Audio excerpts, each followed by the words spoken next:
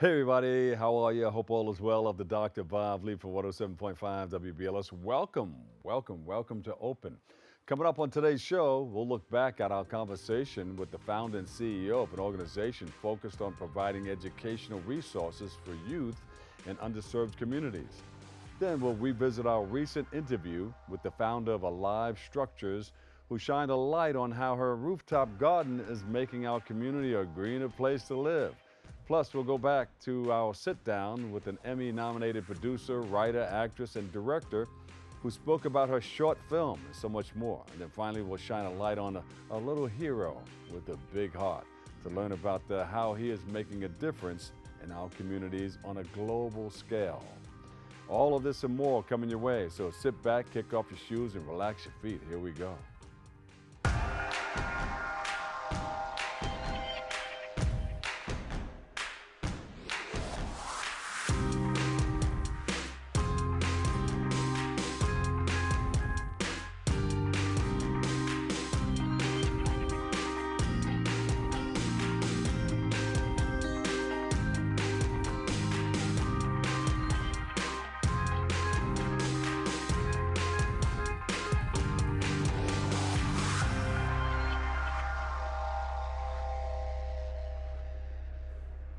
I'm your host, the Dr. Bob Lee, and you're watching Open. It's that live, interactive program that brings the Bronx and New York City straight to your TV set. You can stay connected to us through social media at BronxNet TV. Leading things off, we checked in with the founder and CEO of the Buddy White Project. We spoke about the mission and vision of his program and highlighted a special opportunity that several families, schools, and students could take advantage of this summer. He was joined by a lovable mascot, Kletis Too Kool, who brought us a few surprises as well. Let's take a look. How are you, buddy? I'm great, Bob. How's everything? Right, good. Now, we're on the phone often. We're talking about education and all these wonderful things. You're a businessman and entrepreneur. Tell our audience a little bit about yourself. Well, I started about 20 years ago putting together these programs that provide positive reinforcement for young students in underserved communities. And it's just blossomed into a whole different thing now. We've added a whole different dimension of what we do. We've added some modules that we go back into the schools and actually talk about social emotional skills and bullying and things that really touch base. So it's blossomed tremendously. Yeah. And how did you start, or what inspired you to start the Buddy White Project? I seen that it was a need, and we wanted to provide the service for the need. And there was a void, and we found a way to fill the void and make it possible for a lot of young students to have the resources that we can provide. Yeah. How many schools do you deal with? We're in the Westchester County area now, but we're also spreading out into the Connecticut area. We're working our way into New Jersey. Because people find out more and more about the great things that you're doing in the community, man. So, you know, when they find that out and they know that there's something good, they want to be a part of it. Yeah, it's great. I mean, that's what it's all about. It's about reaching out and helping people that can use the services that we provide. Yeah. And you have a mascot. Oh my goodness, I brought my good friend with me today, Kletis Too Kool. Kletis Too Kool, give him a big round of applause. Clap real fast, everybody. Here he is. Yeah, so we bought you a actual string bag from Kletis. And how are you, bros? He's amazing. What he does is provide positive reinforcement for young students starting at the 3rd grade level. And we provide technical support with technology as far as computers and things like that. We're just coming off a big essay contest where we had a winner. His name is Parker Turner. All right, Parker Turner. Yeah. Big shout out to you. Yeah, everybody Parker. give him a big round of applause. Yeah, he wrote an amazing essay. And at that point, he was able to pick about 50 of his classmates. Yeah. And then we took him on a STEM trip up to the Norwalk Aquarium. What? Oh, yeah. Right. Everybody had a great time. Huh? Oh, yeah. And we put him on a luxury bus. We didn't put him on the cheese bus. We put him on a luxury bus. And they enjoyed themselves, and we had a great time. And we were able to have some interaction with some other people besides the students that we brought up to the aquarium. And they fell in love with him. Yeah. He's all about the positive reinforcement, and that's his thing. That's cool. That's too cool. Oh, man. That's Kletis Too Kool. That's him. That's him. How'd you come up with the mascot? We had created some things years ago, and then we just transformed them into an actual character that made sense. And It's all about the educational part. We've had multiple programs that always incentivize young students to be great and focus on education, and we thought it would be great if we turned around and had a superhero for education. Who's this right here? Oh, go back one shot. Oh my goodness. So we had our black tie affair. Right there. That's a young lady. This was Michelle Richburg, the mayor of the city of Mount Vernon, Sean Patterson Howard. We had a black tie affair, and this is how we actually raise funds to do some of the things that we do. And we had a great time that night. It was May 3rd, and then after that we turned around and had our field trip for the kids. Yeah. Yeah. You know, I was talking to a couple of people, and I think I mentioned it on the radio the other night. I said, you know, I just completed a bunch of graduations, hosted it, and did all these things, and the following week we started talking on the phone. Yes. And we were talking about back to school. I said, wait a minute, whoa. It comes fast. Yeah, it comes fast. It comes fast. It comes really fast. So we have a so yours is August 10th at the Mount Vernon Dole Center. We provide backpacks, school supplies, a lot of fun days, a lot of health things, fairs that you can come out, get blood pressure screenings and things like that. It's a fun day for the community. Yeah. Kletis will be out there. He runs a skills and drills. High five. he runs a skills and drills clinic for the basketball part of what he is. Good. He's about basketball. You play?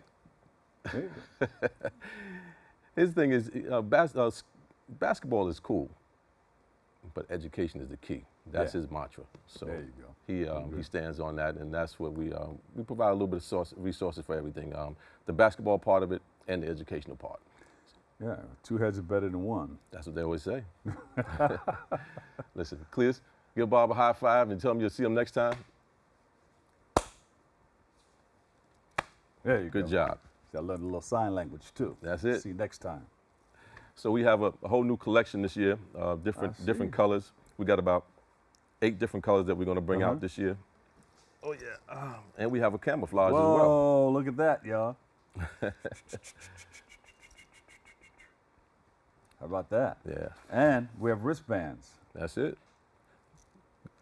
BuddyWhiteProject.com. That's where you can go on and take a look at what we do, all the creative resources that we put together for young students, starting at the 3rd grade level. We also have some matching notebooks there you go. that go along with the book bags. So it's a whole package when you come out. And this is our good friend Kletis Too Cool on the notebooks and the book bags. So it's a great deal.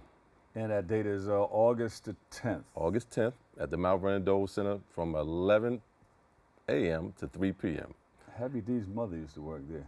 Yeah, they just had an award ceremony for him yesterday. They gave him an award yesterday. Oh yeah, see. Yeah, that's good, bro. That's a good family too. Oh yeah, beautiful, beautiful. He provided a lot of service for the community. Yeah, a lot of influence as well. All right, so we'll be doing that, and what will kids learn from that gathering? Community, being a part of the community, giving back to the community, understanding what having positive reinforcement is all about, getting ready for the next school year coming in. Most children have to feel good about going to school. Yeah. So we want to give them everything that's possible for them to feel good about going back to school, and this way they can actually tackle the new year coming in. So a lot of people know, but some of our audience don't know that you're also a musician. Some time ago. Some time ago. I've ventured off into the educational space now, but that was some time ago. Yeah. Yeah, it did well for us. Yeah. Yeah. You want to explain that just a little bit? I'd rather not, because it would take away from what I'm doing here. Now. Yeah. Okay, yeah. Yeah. But I appreciate the introduction in your life. Yeah. Oh yes, education was always the focal point after I got past the age of 30. So I wanted to make sure we went down the right path with this educational thing. Yeah. There you go. So it took a great turn actually. There you go. So I was just wondering if you was gonna just surprise us and pop up on the stage over there at the Dole Center. Maybe you and Kletis can get together and do something. We've been talking about it a little bit. You've been talking about it? We've been talking about it a little bit. I knew it was in there somewhere. I think he's kind of coaching me not to do it. But we'll see how that turns out. It's an urge, but I've actually found a passion for this educational piece that we're doing here. Yeah. That's good. Anything happening after that? Because this is going to be the back to school a book bag giveaway and all of that. But then Yes. school starts September. Yeah, so we're actually gearing up for our next essay contest. Oh, okay. So we're going to make it a surprise because Grimes School, when we partnered with the Mount Vernon School District, Grimes Elementary School was the recipient of this essay contest that we were able to provide. Yeah. And now we are talking to a few different other elementary schools that will want to be a part of this program. So we're going to announce that on our website, buddywhiteproject.com. You can go there and you can see all of the great things that we've done. Parker Turner's on there. Yeah. Jasmine Ward is another student that's on there. She's from the Waterbury area. We just presented her with her. Waterbury, Connecticut, yeah. We just presented her with her laptop about a week ago, so we'll actually upload everything that to the website. Yeah. And we're going to announce the winner of who's going to be the next recipient of our essay contest. There you go. Let me know how to Make the Grade Foundation for Education can get involved with Absolutely. the Buddy White Project. Yes. Let's get on the phone call with this thing like we normally do. Yeah. And let's figure this thing out. You got it. We'll make it happen. I appreciate it. Thanks, Bob. All right. Websites and everything, social media?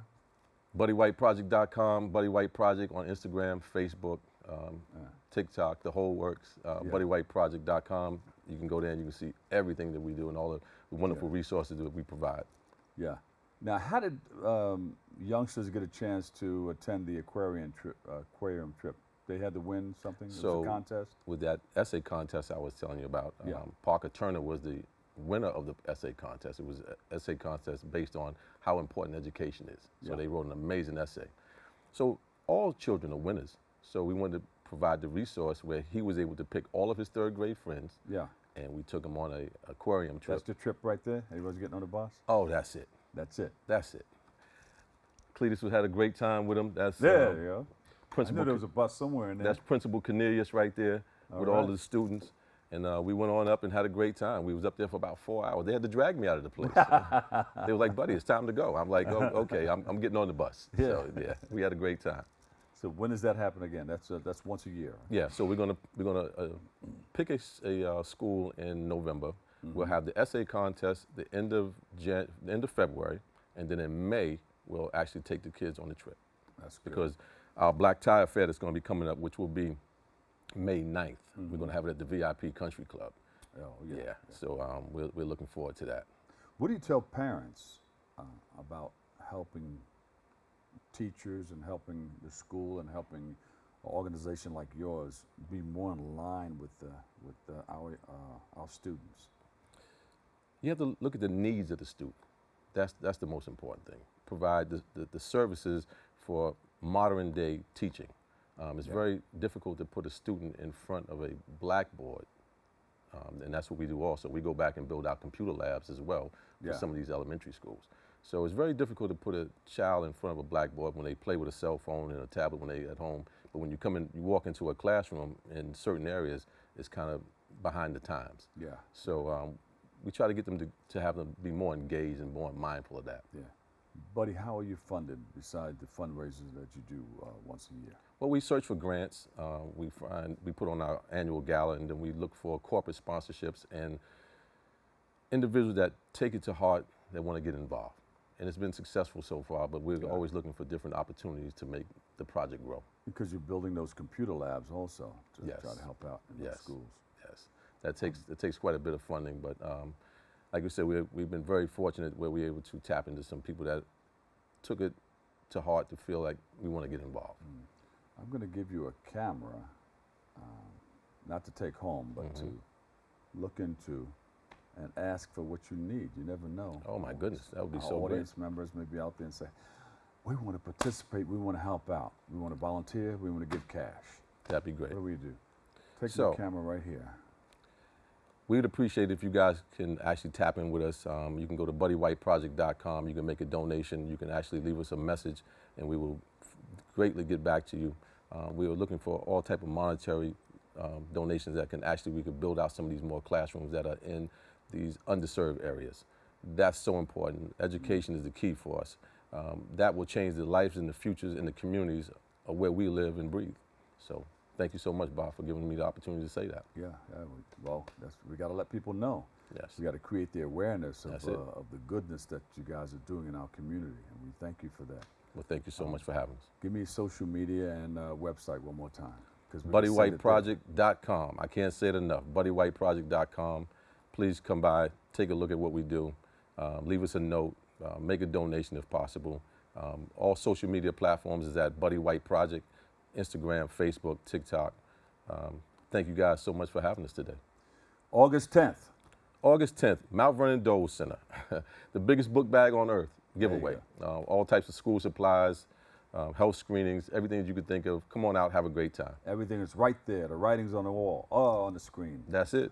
Colgate will do some health things for you guys, teeth cleanings and things like that. Yeah. So we got a great program that goes on that day. That's good, okay. Buddy White, the Buddy White Project, back to school, backpack and school supply giveaway. We thank you, Morel. All right. Thank you for having us. Come out there and be a part of that too. That'd be great. You got it. And we appreciate everything that Buddy White and Kletis Too Kool are doing to help the kids get what they need in our communities. We look forward to seeing more of them. We'll take a quick break. I've got more coming up next on Open.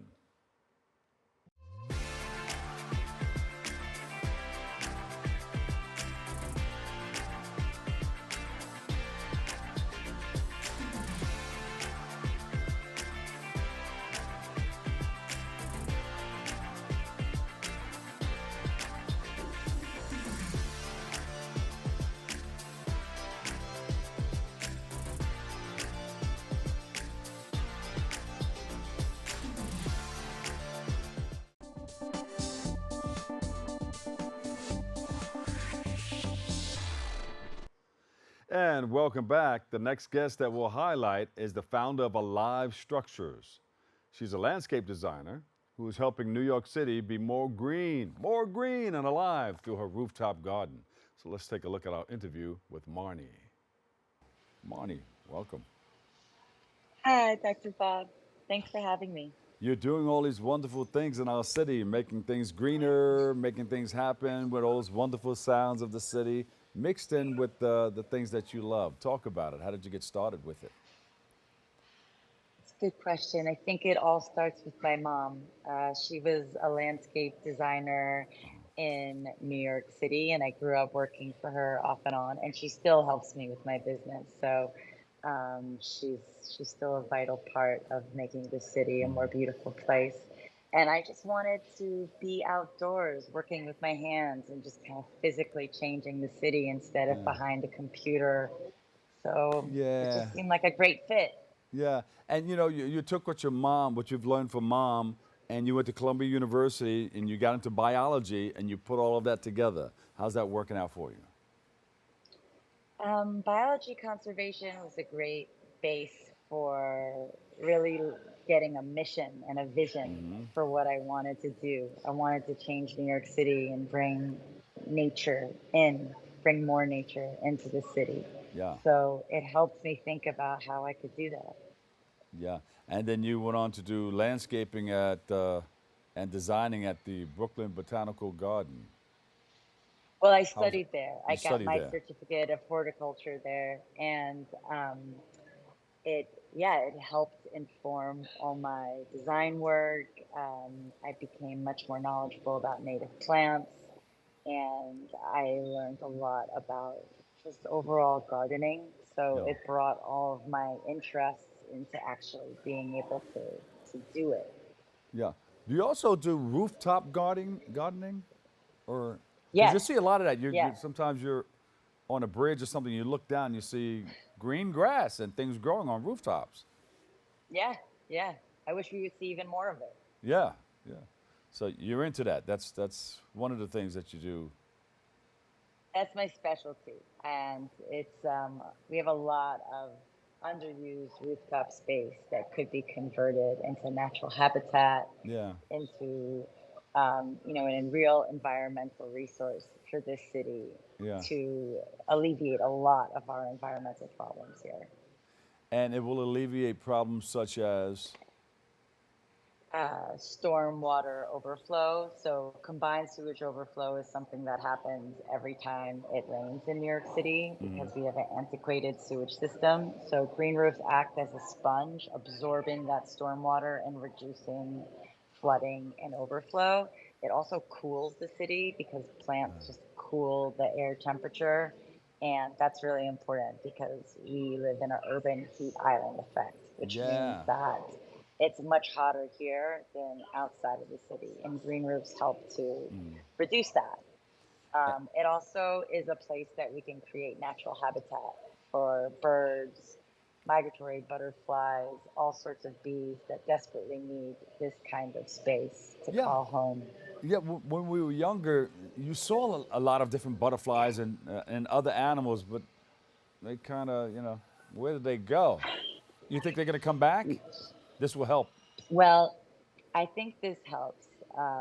We are in a place right now that some people are calling the insect apocalypse. So Wow. it's crucial that we create these spaces for insects because we really need them. Yeah.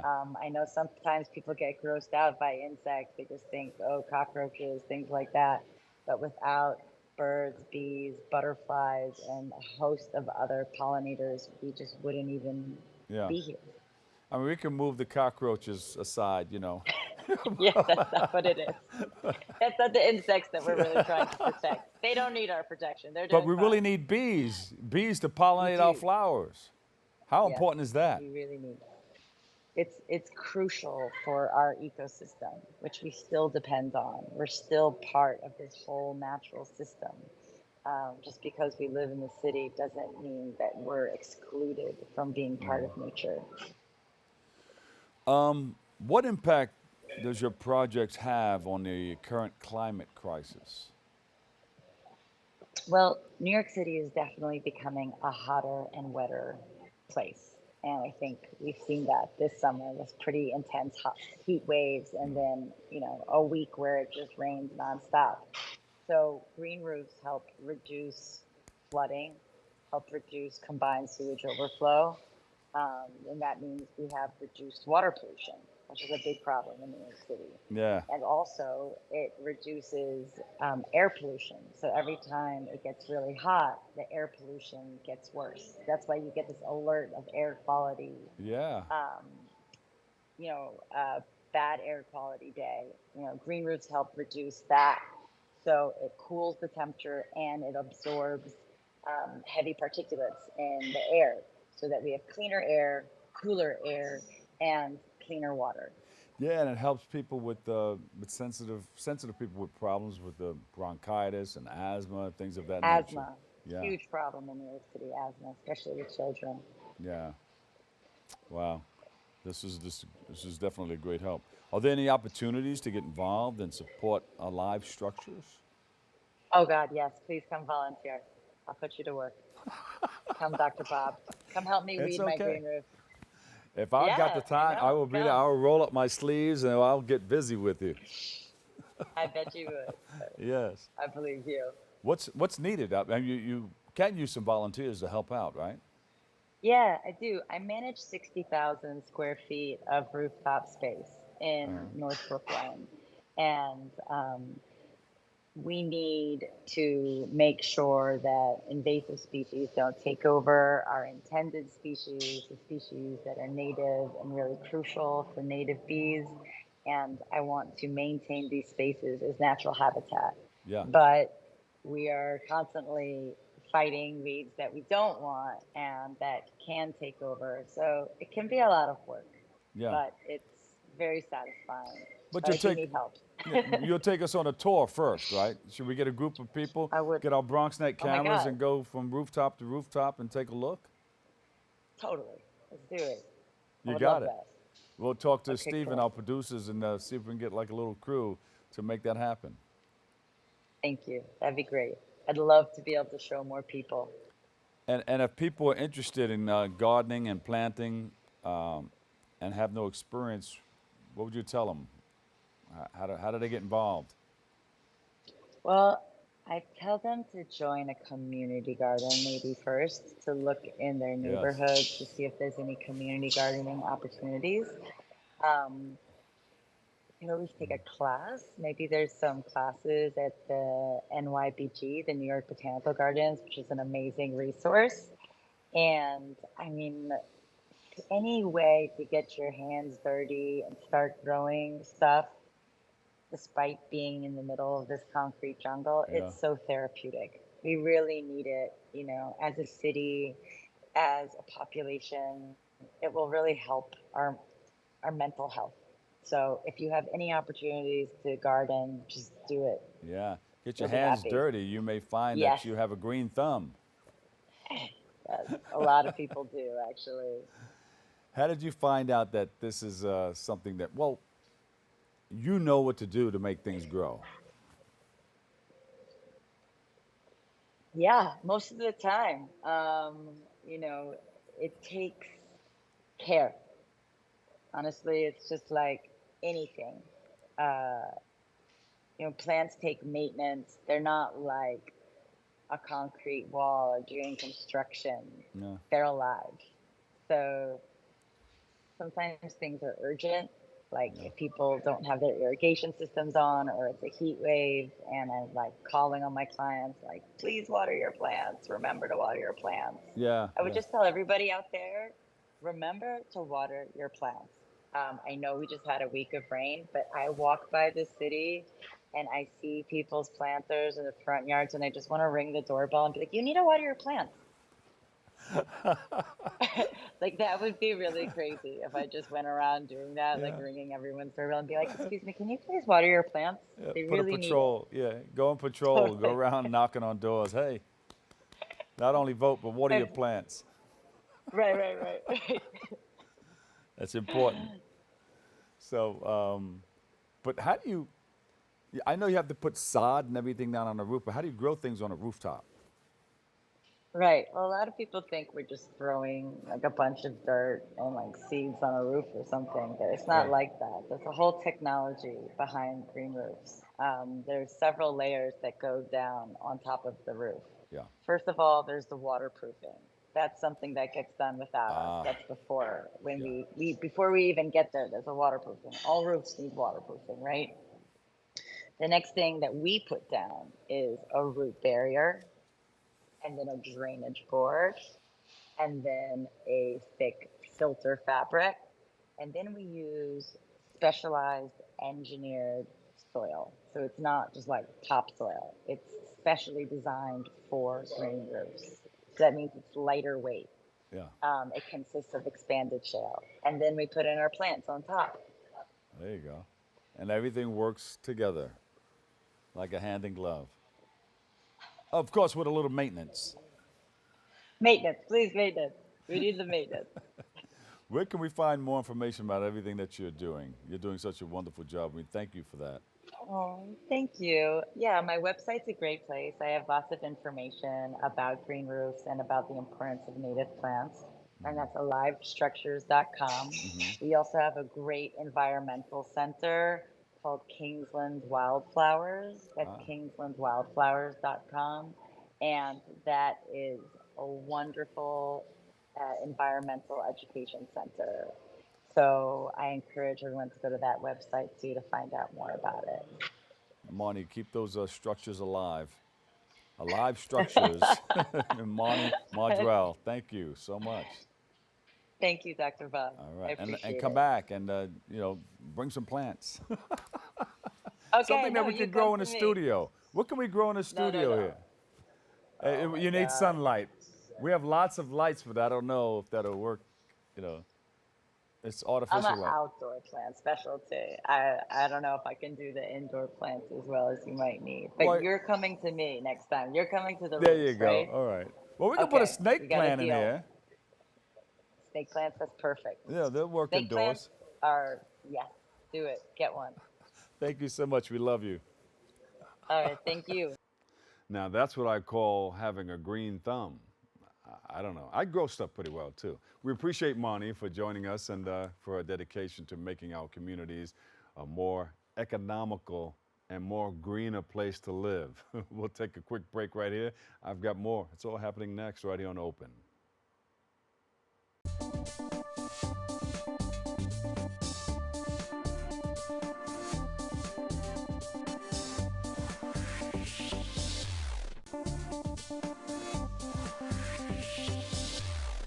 And welcome back. We're honored to host a young woman of many talents. She's an Emmy-nominated PGA producer, writer, actor, and rising director and showrunner. She has created content for such companies as Netflix, Nickelodeon, Fox, DreamWorks, Disney, Marvel, and Lifetime, and can be seen acting on season 2 of Amazon Prime's Harlem, just to name a few. She joined us recently to highlight her short film that's been qualified for an Oscar nomination. So please sit back, relax, and let's take a good look at our sit down with Okema T. Moore. Okema, welcome. How are you? Hi, I'm well, thank you. How are you? You're working. You're doing a whole lot. All right. Listen, if I don't do it, who gonna do it? Who's going to do it? Who's going to do it but you? You know, you're going to step up to the plate and hit some home runs, right? We trying, because baby, right now, post-strike is all strikes out. There you go. Now, what piqued your interest? How did you get started in this whole game? So I actually started on Sesame Street as a child. I was an actor, singer on Sesame Street in 84, 85. I had a young mom who was like, just put her in everything. And so I wound up getting cast on Sesame Street. From there, I went into music. The industry changed a lot, and I was like, okay, well, I want to go back to acting as an adult. But in the early 2000s, late 90s, I just got tired of auditioning for the same kind of roles. Yeah. Baby mama 5, around the way girl number 7, crackhead number 3. It wasn't all this beautiful work that we have today with all of this nuanced Black story. So I was like, well, I'm a journalist. I'll write. But I was like, I don't have money. So if I write it, who's gonna make it? And so, I figured it out, and then lo and behold, I started producing for television. I started writing more, and I've been blessed to really kind of be on some really great shows. Harlem was a ball. So Fly Christmas was a ball. And we just keep it going. So you feel that you were typecast. You said, you know what, I got to do something else. Let me sidestep here and make another move. And that's how you do it. You got to keep it moving. Yeah. If it doesn't work straight on, let's go around it. Go over it. Go under it. I have nothing against actors that are typecast, because the root word is cast. Yeah. The problem was I was being pigeonholed, not typecast, because I wasn't being cast. So I had to pivot, and I was like, well, if I can't be on TV, then I want to make the TV I want to see. Yeah. And what was your experience like as a young girl on Sesame Street? I loved it. I was really tiny. And so Big Bird's costume was really big, so I couldn't be in the flap gang because I was afraid of the costume. That's the story that I was told. So I was a Grouchketeer. And then you went from there to where? I went from there to music. I was actually in a group. We used to open for the Black Expo. We did Jack the Rapper and the New Music Seminar. Wow. I think back in the day. We were signed to Barry Hankerson and Vincent Herbert in the 90s. You don't know me, so clearly we know how that went. After college, I moved to Philly. I sang background for music for a little bit. I did some studio sessions and background stuff for Def Soul over at like Gamble and Huff and Larry Gold Studios, that whole thing. But I don't know. You know what? When you hit those things from back there, it doesn't look like you go back that far because you look so young. Amen. So wait a minute. No, I'm in my 40s. I'm closer to 50 than 40, put it that way. Yeah, but when you're acting, your age is what? From what to what? So when on screen, I usually book anywhere from late 20s to mid 30s. Yeah, see? Yeah. So that's a that beautiful also means thing. I'm in the gym a lot, because I have to actually compete with actual 20 and 30 somethings, and I am not. So the gym is my best friend. But that's where you add that little experience. Hey, this is what I bring to the table. It helps. And then you write too, so you can. Sometimes they let you change things up just a little bit to get a feel for how you see it. Oh yeah, no, I've been blessed to work with some really great directors, both independently and on regular television, that a lot of times they'll tell you, make it your own. Yeah. Like, keep the syntax, don't change their intention, but make it your own. What is this right here? So this is an independent series called James and Danielle.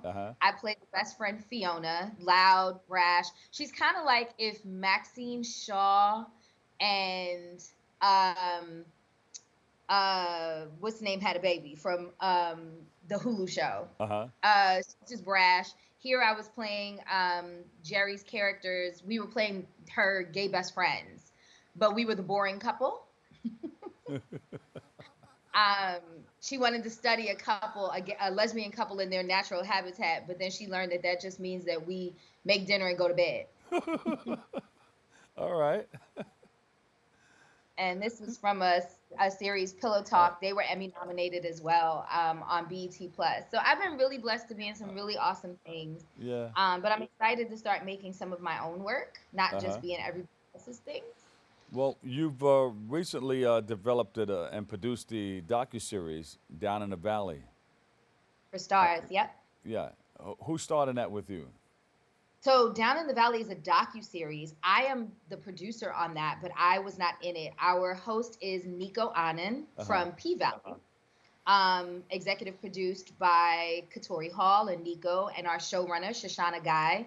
You may know her name because she was the showrunner of the first season of High on the Hog, as well as 1619. Yes, yes. And it takes the themes from the narrative show, so like identity, sexuality, Black farmers, found family, and we found the real people in the Valley against those themes. So we were in Baton Rouge, we were in Mississippi, we were in Memphis, and we had some beautiful stories, and we told some beautiful tales about some really interesting people, just trying to humanize some of the sections of humanity that aren't your everyday people, that often get the shaft in terms of how they're seen, and showing that, we had one episode with a woman, she's a dancer, but she was a stay-at-home mom with 3 children with her husband, and her husband was killed in a car accident on Father's Day. Wow. She was a stay-at-home mom. She still had little ones to take care of, so she had to find something to bring in that money that she was missing because her husband was the main breadwinner, and still be home during the day with her kids. So she started dancing.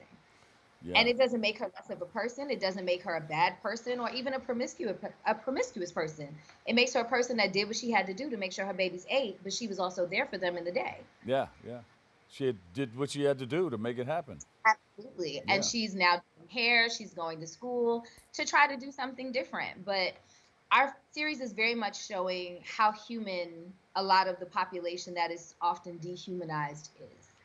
Well, thank you for bringing that out so we can all learn more about these wonderful people who are just making things, struggling, but making things happen, making things work for them and their family. And finding joy in that. I think so often we're used to hearing stories about struggle and trauma with Black people or people of color, and we forget that there's also joy. We're the same people that will find something to laugh at a funeral. So we will find joy in the stress and the heartache. Yeah, yeah. And I think that we don't often put that out enough. So I was really blessed to develop that show with Nico and produce it. And you can find it on Stars. All 6 episodes are up. Please give it a look because we're trying to see if we can land a season 2. Let's land a season 2. And if we can help, we'll be there right with you. You also won a short film competition at the American Black Film Festival. Talk about that. How was that, receiving that award? So ABFF is amazing. ABFF is like our Sundance. You know what I mean? It's the largest Black film festival in the nation, I believe. It's very much a prestigious award, for us because it is the award that made us Oscar qualified. The film is called Chocolate with Sprinkles, and it was written and directed by Sundance Producer Award-winning Haria Muhammad, and produced myself and Yamoria Wright and Cole Sanchez. And it's about a couple. They're 25 years into their marriage, and it takes a tragedy for them to finally do the one thing that they haven't done in a very long time, and that's work on that marriage. Yeah, yeah. It's a beautiful film. It's loosely based on her own life. Her parents, she's one of 7. And her parents owned a donut shop in Cleveland when she was growing up. It was like a pillar of the community. And so she wanted to give her parents passed when she was younger, and she wanted to give an homage to them and what they, as now that she is a parent, her and her wife have a child. So she's a parent, she's married, and she now understands a bit more how much work that takes. Yeah, and that's where they came up with the name out of that donut shop right there? Absolutely, because growing up, she always wanted a chocolate with sprinkles. Chocolate with sprinkles. There you go. That's a good name. I wish I had one right now, too, with a cup of coffee. Listen, you tell him. But then we talked about this gym thing, right? I can't be having too many. I know that's right. You have to keep it right, keep it tight. So what's next for you? Where we going? What's next for you? So what's next? So we are doing a DIY Oscar campaign. Because we're a small film, we had a small budget, so we don't have all the money out there. But I am doing that. I'm also still directing. I direct a lot of branded and commercial work. This was one of the commercials I did for Lifetime.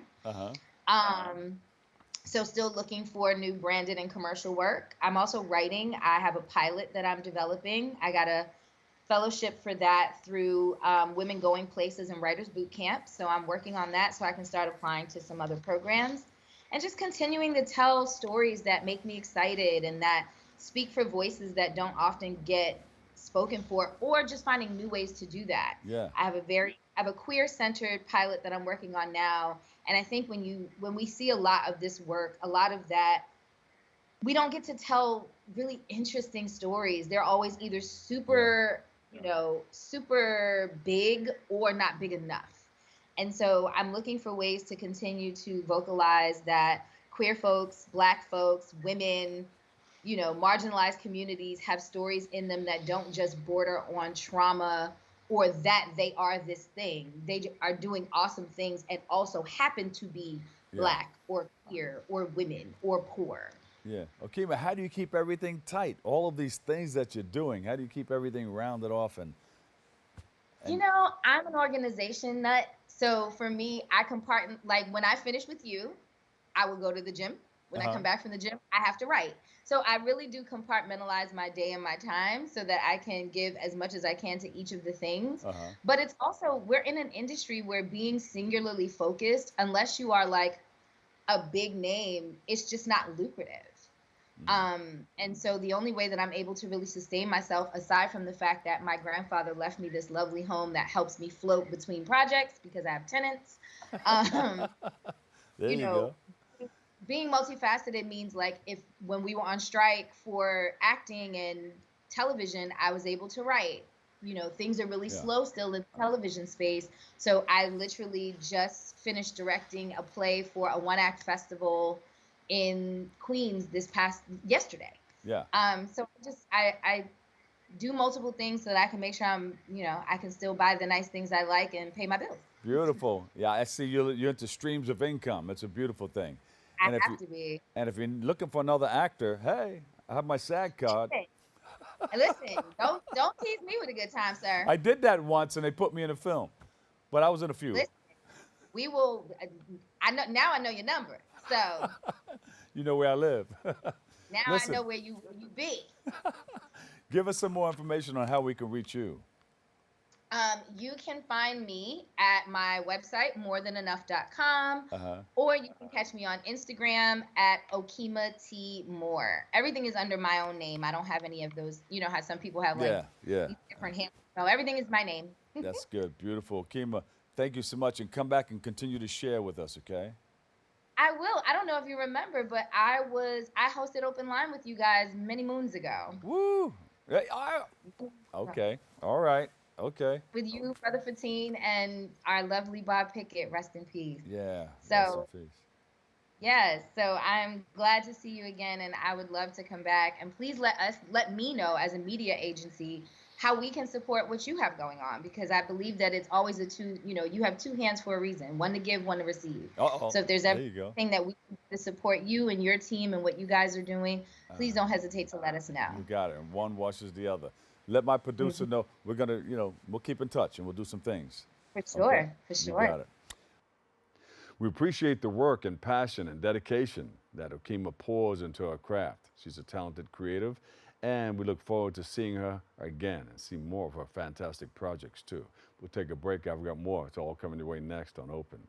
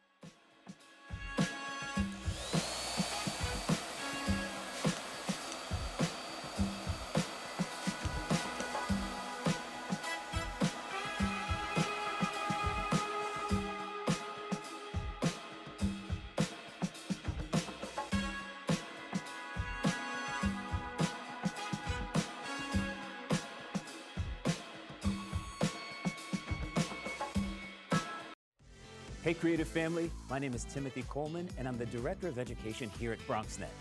And I'm standing in BronxNet's Media and Technology Studios in the South Bronx because I want to let you know about an amazing program that we're bringing back that highlights the creativity of community members just like you. Emerging Media Makers is a show that introduces you to BronxNet's certified producers. They've taken a step in their creative journey by enrolling in BronxNet's media training classes. On this show, you'll get to see the many ways that our certified producers have created a space that's all their own. Emerging Media Makers, your passion lives here.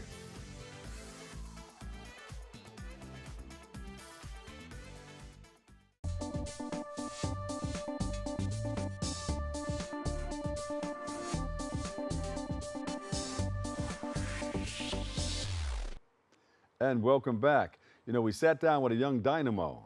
He's an entrepreneur and has authored a 14-book series by the age of 9.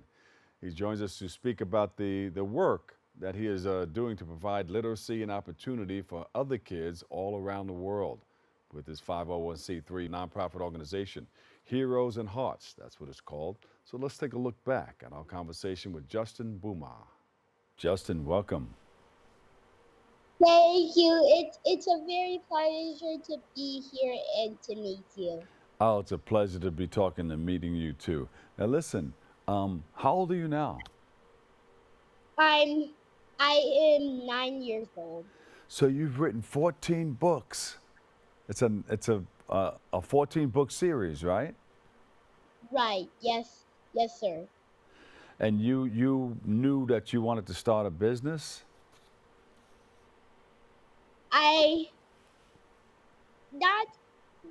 Not like a business, multiple businesses. Whoa, all right. So what made you want to get into business? Was it your mom, dad? Yeah. It was my aunt. It was half my mom and it was half my aunt. The mom part of it was that she always wants to listen to CNN. So and my auntie part of that, I asked her why the community workers being saying, and instead of politics on CNN, they were showing the community workers being saying. Mm-hmm. Well, not the community workers not being seen. So I was like, I have to fix this problem. Yes. And Justyn, what are your books about? I do mainly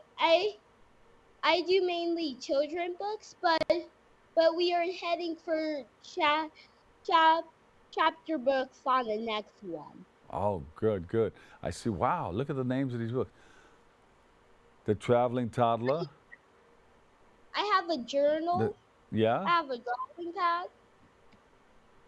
Well, we have to see if we can get your collection over here at the BronxNet Studios. So okay. So we can thumb through it. Who's with you, Mom and your aunt? They are. So they want to come into the picture and wave a hand, and I want you to thank them for being with you every step of the way. Thanks for being with me. Beautiful. Justyn, when did you start your company? My first one? Yes.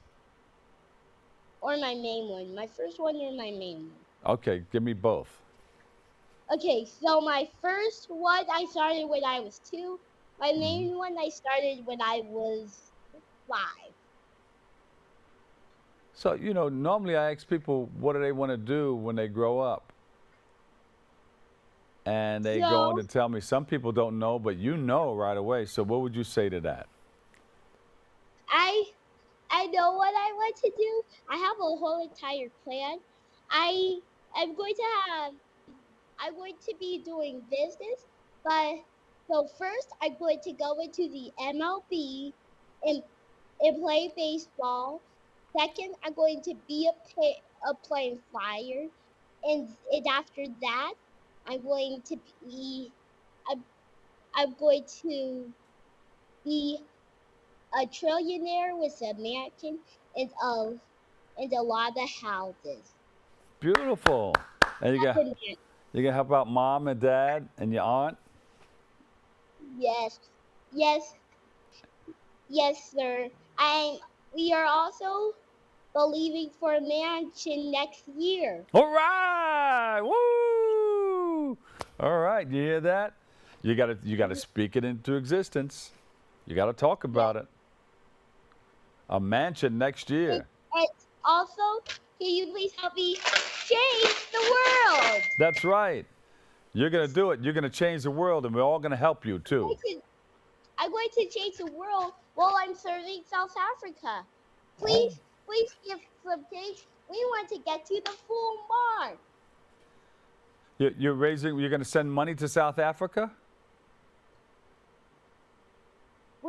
We are going to South Africa. Oh, great. What part are you going? Johannesburg? Our final stop is George, but we stop in Johannesburg and Cape Town. Oh, beautiful. I've been there. I love it there.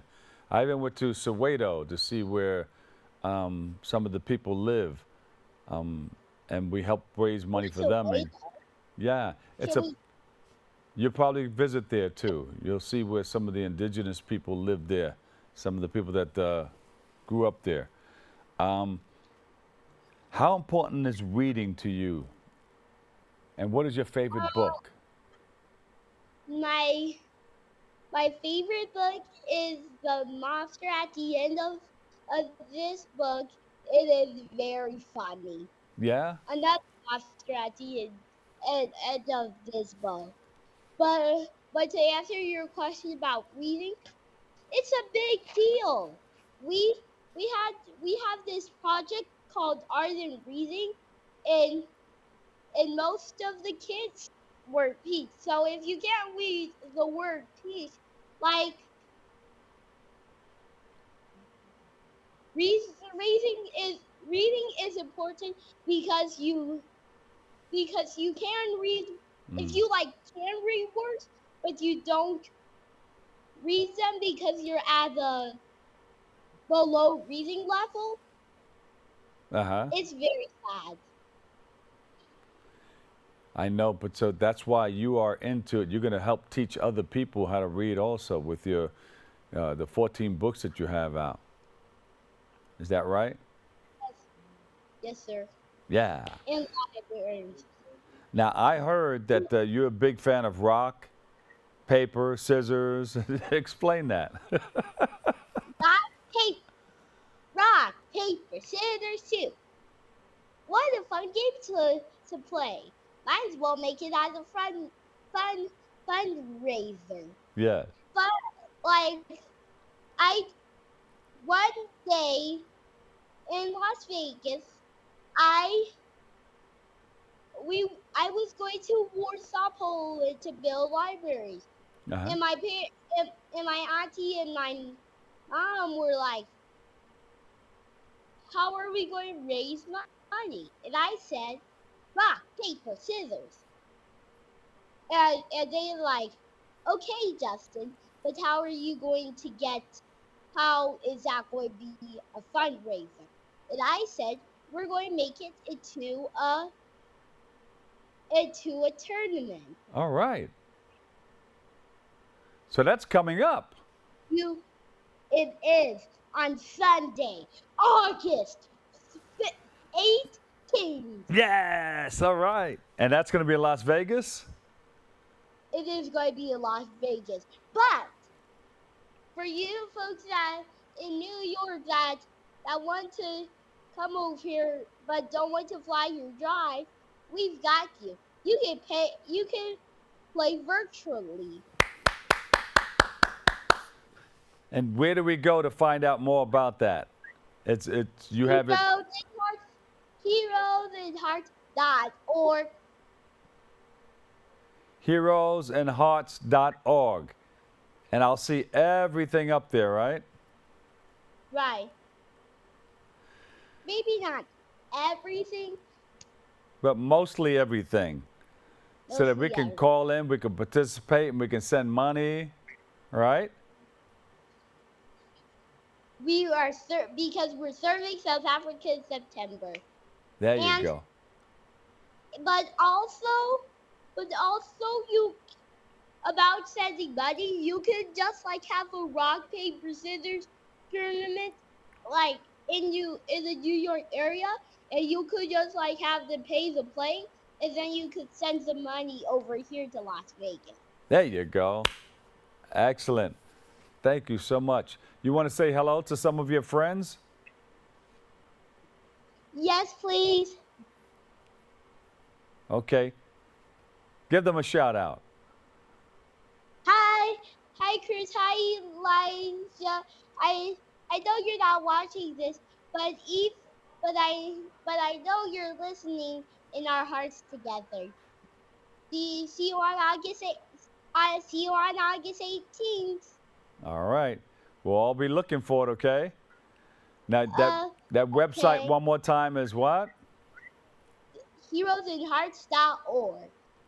Justyn, thank you so much. Give Mom and Auntie a big hug for us, okay? Aww. Thank you, guys. You guys are doing a wonderful job. Justyn, you're doing a great job, too. Thank you. Thank you. Thank you. All right. Thank you. Justyn, we'll see you soon, okay? Visit us again. And good luck on the 18th of August. Thank you. You're welcome. All right. It's a family affair. Thank you so much, Justyn, Mom, Dad, Auntie, and everyone involved in the work that he's doing for kids in our community. We appreciate you and thank you. You're helping others get what they need out of life, and that's a wonderful thing. We wish you continued success with Heroes and Hearts, the name of your organization. Unfortunately, that's all the time we have for today's show. We want to thank you for tuning in and checking it all out. We appreciate you and love you so much. Always remember this: what you are is God's gift to you. What you make of yourself is your gift to God. So choose your choice. Let your choice control the chooser. And remember, whether you say you can or you can't, either way, you're right. So say you can and you will.